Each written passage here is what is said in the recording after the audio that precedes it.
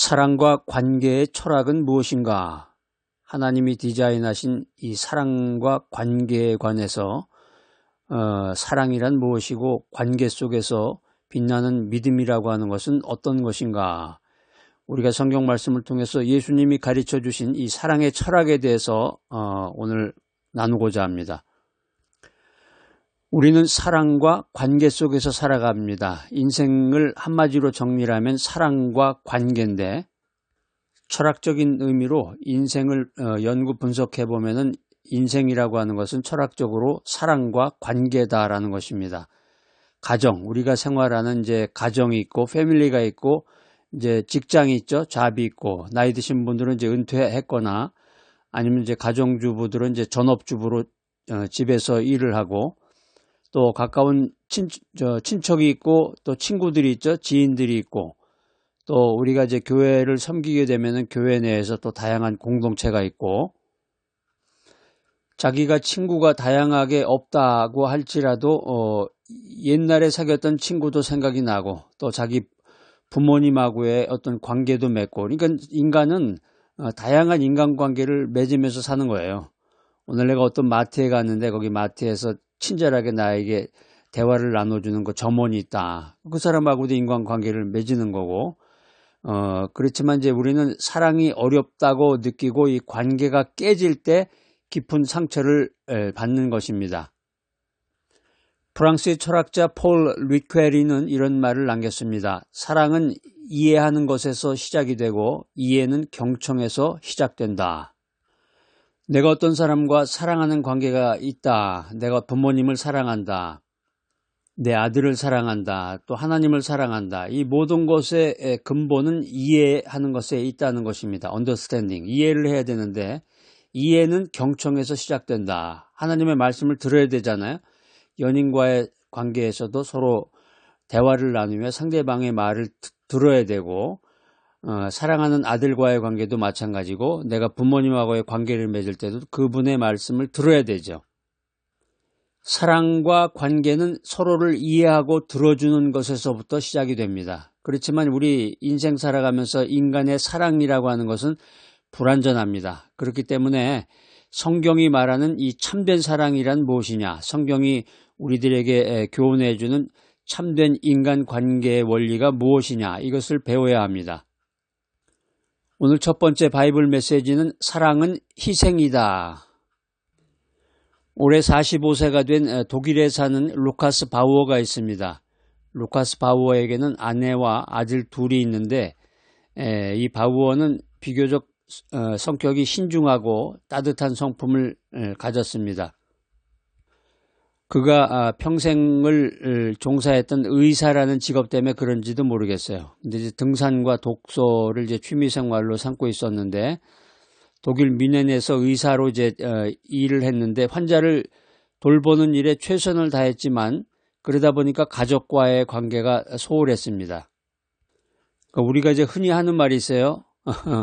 강남에서 이제 아주 잘 나가고 아주 고급 아파트에 사는 멋진 가정인데 남편은 의사고 가정이 아주 행복한데, 근데 정작 그 남편 의사는 별 볼 일 없다는 거예요. 세상 말로. 왜 그러냐면 돈은 많이 벌고 가정은 행복한데, 예를 들어서 유럽 여행을 간다, 미국 여행을 간다. 그러면 최소한도 일주일에서 10일 이상을 휴가를 내야 되는데, 의사가 그렇게 오랫동안 휴가를 내면, 병원 문을 닫고 휴가를 내면은 안 되죠.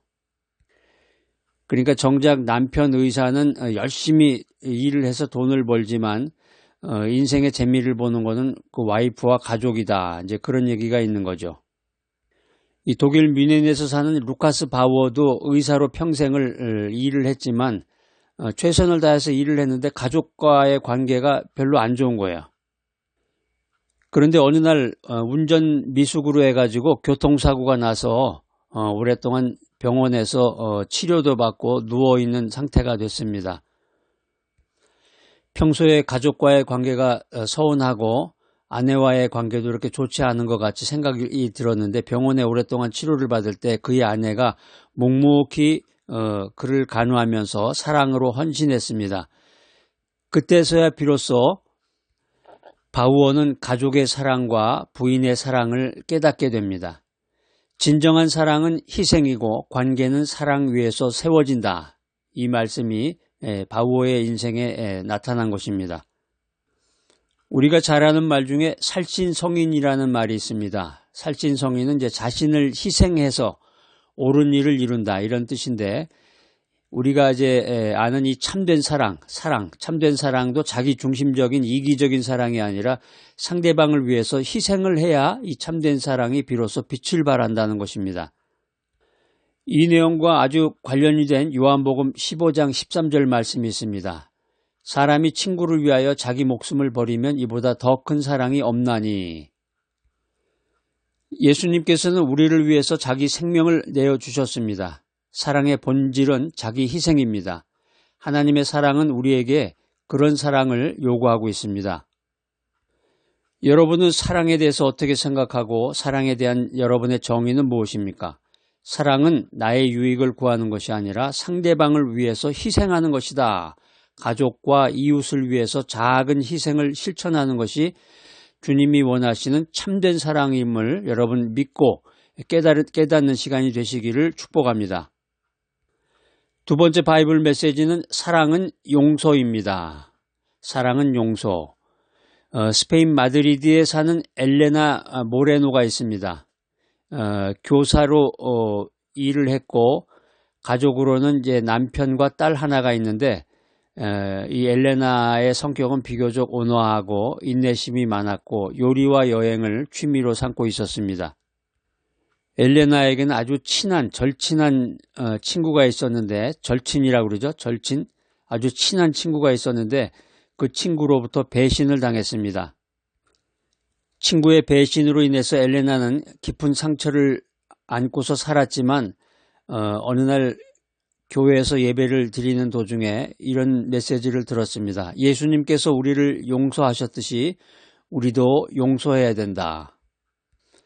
주님의 음성을 듣고 마음의 결단을 한 다음에 엘레나는 친구에게 용서를 선언했고, 그때부터 엘레나의 마음이 자유로워졌습니다. 사랑은 용서하는 마음이다. 우리가 이제 흔히 대인배라는 말을 쓰잖아요. 넓은 마음으로 남을 용서한다. 넓은 마음으로 남을 용서하는 사람. 이게 이제 대인배라고 그러는데, 용서라는 게 단순히 상대방을 위한 것이 아니라 나 자신을 자유롭게 해주는 것이다. 이 사실을 깨달으시기 바랍니다. 신약성경 에베소서 4장 32절 말씀 한번 읽어보겠습니다. 서로 친절하게 하며 불쌍히 여기며 서로 용서하기를 하나님이 그리스도 안에서 너희를 용서하심과 같이 하라. 여기 이제 용서하다의 원어는 카리조마인데요. 은혜를 베풀다, 무조건적인 용서를 하다 이런 뜻이 있습니다.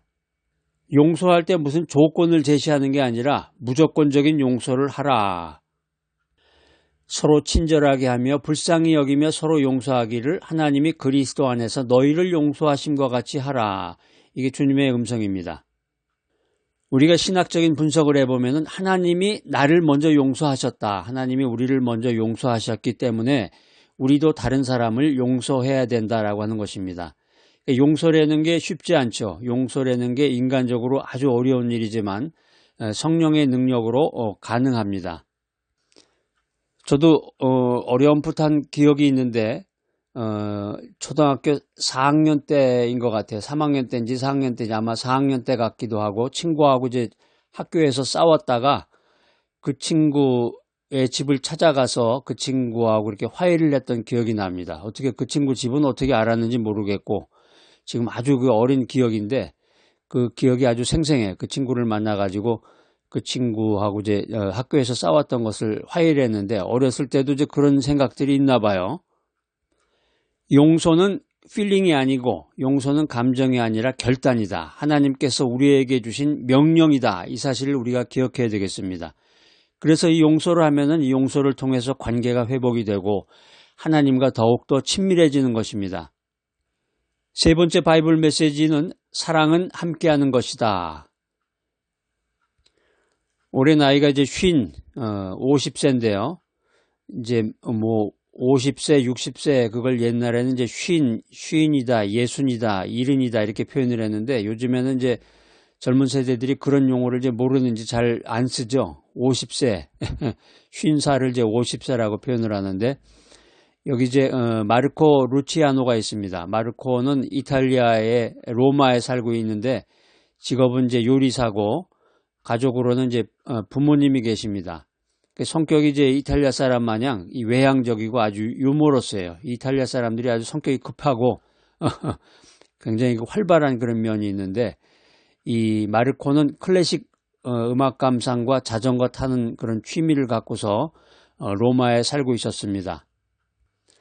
마르코는 이탈리아 로마에서 유명한 레스토랑을 운영하는 요리사였는데 손님들에게 이 딜리셔스 밀, 맛있는 음식을 대접하면서 기쁨을 주는 것이 그의 인생의 목표였습니다. 그 인생의 목표, 마르코의 인생의 목표가 아주 스페셜하네요. 일반 사람들하고는 좀 다르네. 그렇지만 이 마르코는 점점 외로움을 느끼게 됐고 마침내 하나님을 찾게 되었습니다. 그 손님들 비유 맞춘다는 게 쉽지 않죠. 그래서 이제 취프가 음식을 아주 정성껏 해가지고 제공을 해도 그 손님들이 이제 불평이 나온다든가 어떤 문제가 생기게 되면 굉장히 그 실망감이 들기도 하고 마르코도 이제 그런 일을 겪으면서 그 믿음을 찾게 되고 하나님을 찾게 됐는데 교회 가서 기도하면서 깨달음을 얻게 됩니다. 사랑은 함께하는 것이고 나눌 때 더 커진다. 이런 교훈을 받았습니다.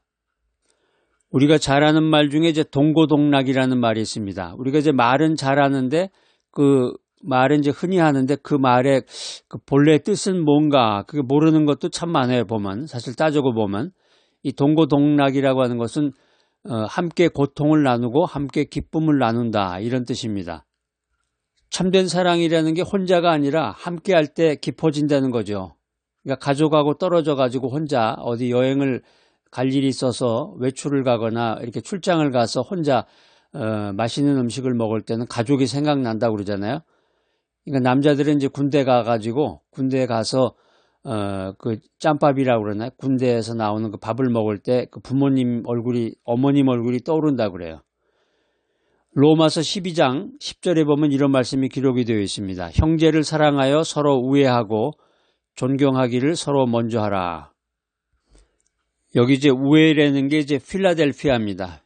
그 유명한 미국의 도시 있잖아요. 필라델피아라는 게 이제 우애라는 뜻인데 형제애, 가족 간의 사랑 이런 뜻이 있습니다. 우리가 이제 잘 아는 드라마 중에 밴드 오브 브라더스라는 게 있어요. 이제 이 남자들은 이제 이런 전쟁 영화인데 2차 세계대전을 그린 이제 영화인데 전쟁 영화 좋아하거나 이제 그런 거 좋아하시는 분들은 한번 보세요. 그 꼭 봐야 되는 그 시리즈예요. 한 편으로 되어 있는 게 아니라 시리즈로 되어 있는데 밴드 오브 브라더스라고 저도 아주 오래전에 어떤 분이 추천을 해줘가지고 봤는데 그때부터 지금까지 계속해서 그걸 보고 있습니다. 그 밴드 오브 브라더스를 보는 게 이제 20년도 넘어요. 근데 볼 때마다 아주 새롭고 그 밴드 오브 브라더스라는 그 말의 뜻이 형제라는 뜻이에요. 형제. 우리가 이 공동체 생활을 해요. 우리도 모르게 공동체 아니면 단체가 되는 거죠. 뭐 내가 이제 어떤 노모를 찾아간다. 내가 부모님을 찾아간다. 내 친구하고 만난다. 또 그룹이 돼서 만난다. 이게 공동체 아니야. 우리 공동체 안에서 서로를 사랑하고 돌아봐야 되고 함께하는 삶이 됐을 때 이게 기쁨이 배가가 되고 고통을 줄여줄 수 있다는 것입니다. 인생을 혼자 살아간다는 게 쓸쓸한 거죠. 그래서 우리 주변에 보면은 이야기를 들어보면은 이제 가족끼리도 연락 안 하고 친척끼리도 연락이 뜨문뜨문한 그런 가족들도 많다고 그래요. 사람들이. 그러니까 혼자 있으려고 하지 말고 하나님이 주신 이 관계, 하나님이 주신 관계죠. 내가 이 가족이라든가 친척이라든가 친구도 어떻게 보면 그런 것 같은데 내가 스스로 만든 게 아니라 하나님이 주신 관계죠. 이 하나님이 주신 관계를 소중히 여기면서 살아가야 되겠습니다. 요즘은 이제 SNS를 사람들이 많이 하니까 SNS를 통해서도 이제 관계를 맺을 수가 있잖아요. 자기도 모르게. 그러니까 어떻게 보면은 그게 이제 인연이 될 수도 있고, 하나님이 주신 소중한 관계죠. 이 하나님이 주신 소중한 관계를 깨트리지 말고 서로 사랑하며 서로 도와라. 이것이 오늘 이제 주님이 우리들에게 주시는 메시지입니다. 사랑은 희생이며 사랑은 용서이고 사랑은 함께하는 것이다. 이 사랑에는 아무런 조건이 없는 거예요. 당신이 이렇게 해주면 내가 이렇게 할게요. 당신이 이렇게 해주면 내가 이렇게 할게요.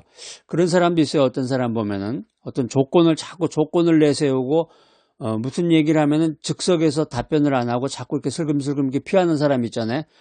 그런 사람은 주님의 사랑 안에 거하지 못하는 사람이에요.